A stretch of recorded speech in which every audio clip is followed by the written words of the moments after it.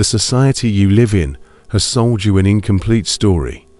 A story that keeps you obedient, adjusted, and comfortably trapped in what's expected of you. Since you can remember, you've believed every word. They told you youth is the highest point of your existence, that after 30, life begins to decline, and once you cross 40, there's nothing left to do but settle down and fade quietly. Lies. Real life doesn't begin when you're young. It doesn't begin when you follow the rules and collect the rewards they promise.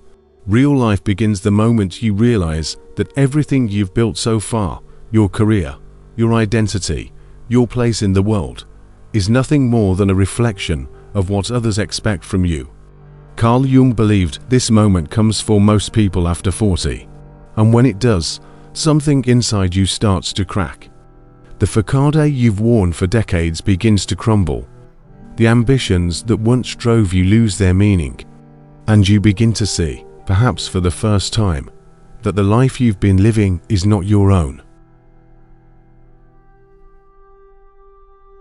For the first 4 decades of your life, you've been cast in a role you didn't write. It begins the moment you are born. You arrive as a blank page, and immediately the world starts writing on you. Parents, teachers, culture, tradition, they all hand you a script. You learn the words before you even know their meaning.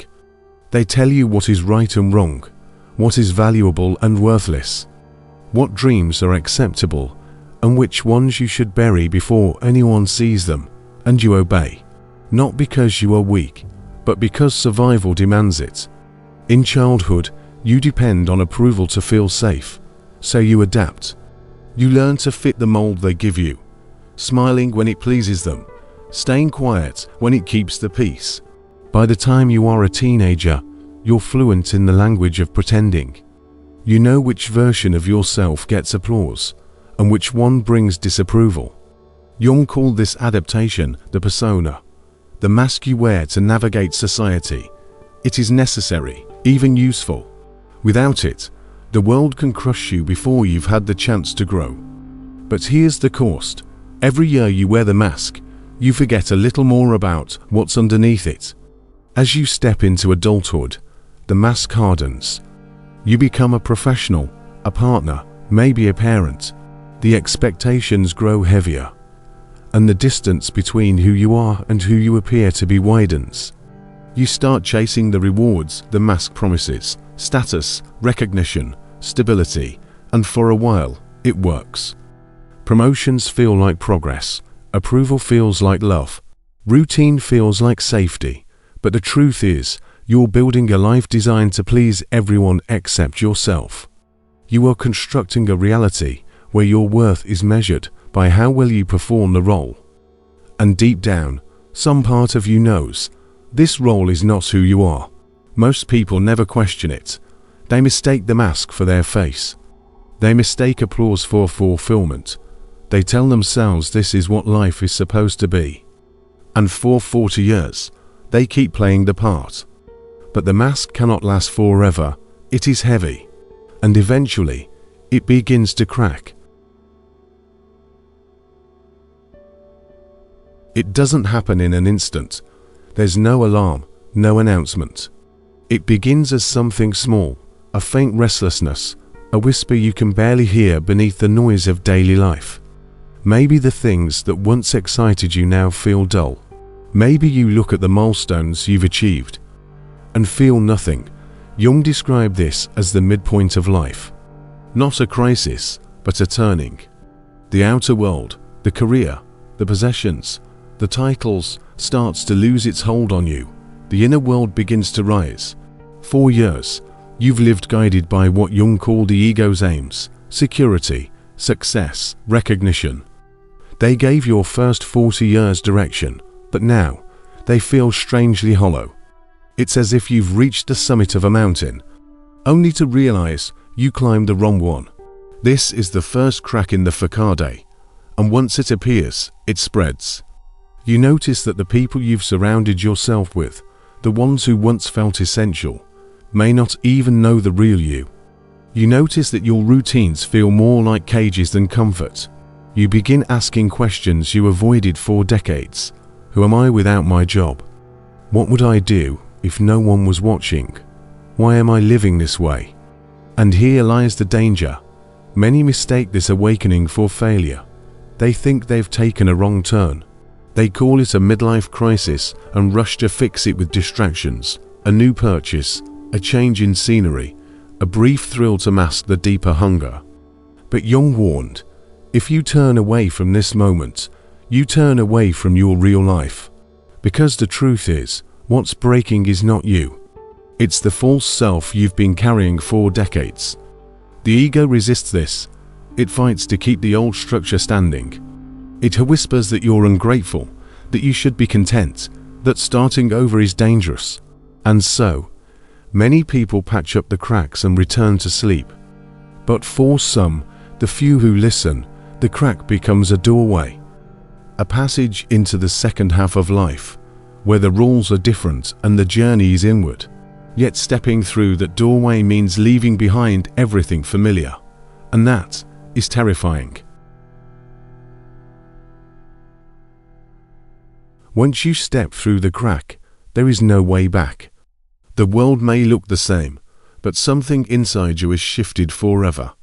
This is where Jung placed the true beginning of life.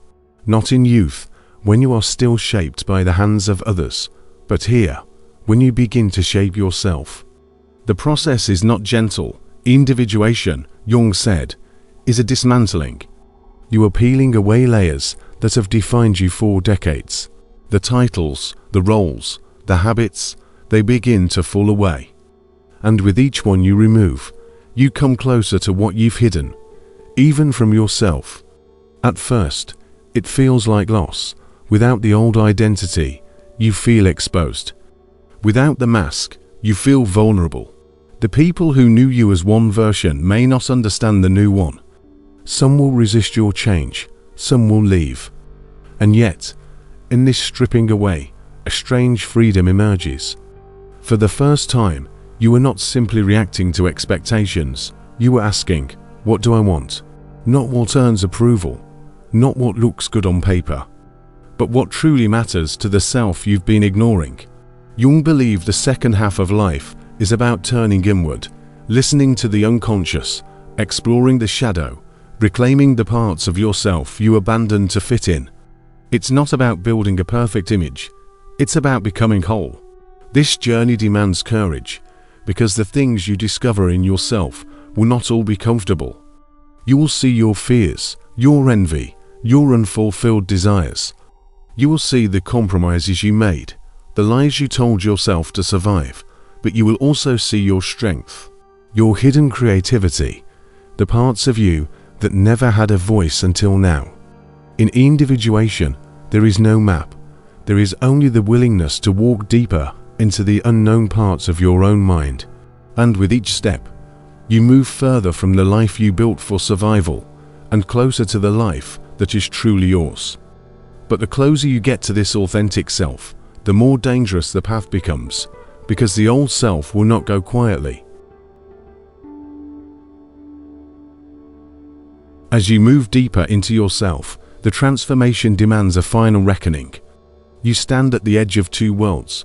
One is the safe, familiar life you've known for decades, the life shaped by expectations, habits, and masks. The other is the unknown territory of your authentic self, raw, unfiltered, and uncertain. Jung said this moment is terrifying because it means facing the truth about who you really are, without illusions, without protection. It's a test of courage few pass. You realize that to fully become yourself, you must risk everything you've built. Your career, your relationships, even your identity. Because the real self doesn't fit neatly into the boxes society offers. It asks for a freedom, but freedom means loss of approval, loss of comfort, loss of control. Some retreat.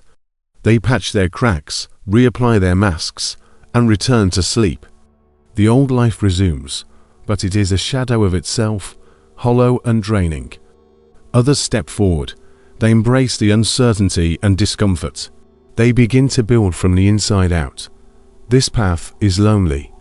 It requires honest confrontation with every hidden part of themselves. Yet it also opens a door to a life no longer dictated by external pressures, but by true purpose. This is the promise Jung made. That real life begins at 40, not with a celebration, but with a choice. But here's the catch, not everyone hears the call. Some never wake up, others hear it, but are too afraid to answer. And the question remains, what will you do when your mask cracks? Will you let the old self die? Or will you hold on so tightly that the real you is lost forever? Because one thing is certain, life after 40 is no longer a rehearsal. It's the real performance. And the stage is waiting.